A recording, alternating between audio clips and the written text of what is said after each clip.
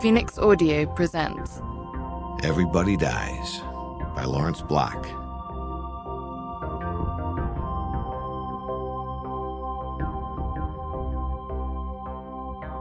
Andy Buckley said, "Jesus Christ," and braked the Cadillac to a stop. I looked up, and there was the deer, perhaps a dozen yards away from us in the middle of our lane of traffic. He was unquestionably a deer caught in the headlights, but he didn't have that stunned look the expression is intended to convey. He was lordly and very much in command. "Come on," Andy said. "Move your ass, Mr. Deer." "Move up on him," Mick said, "but slowly."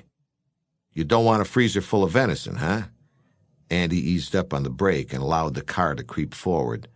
The deer let us get surprisingly close before, with one great bound, he was off the road and out of sight in the darkened fields at the roadside.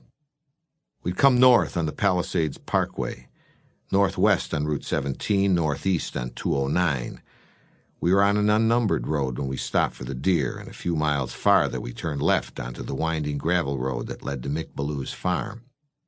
It was past midnight when we left and close to 2 by the time we got there. There was no traffic, so we could have gone faster, but Andy kept us a few miles an hour under the speed limit, braked for yellow lights, and yielded at intersections. Mick and I sat in back. Andy drove, and the miles passed in silence. "You've been out here before," Mick said as the old 2-story farmhouse came into view. "Once after that business in Maspeth," he remembered. "You drove that night, Andy." "I remember, Mick. And we'd Tom Haney with us as well. I feared we might lose Tom. He was hurt bad, but scarcely made a sound. Well, he's from the north. They're a closed-mouthed lot." He meant the north of Ireland. "But you were here a second time," he said then. "When was that?"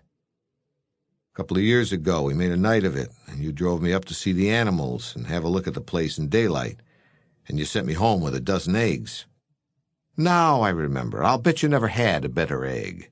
"They were good eggs. Big yolks, the color of a Spanish orange. It's a great economy keeping chickens and getting your own eggs.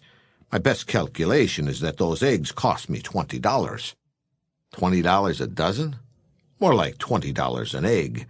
Though when herself cooks me a dish of them, I'd swear it was worth that and more." Herself was Mrs. O'Gara, and she and her husband were the farm's official owners. In the same fashion, there was somebody else's name on the Cadillac's title and registration, and on the deed and license for Grogan's Open House, the saloon he owned on the corner of... Sample complete. Ready to continue?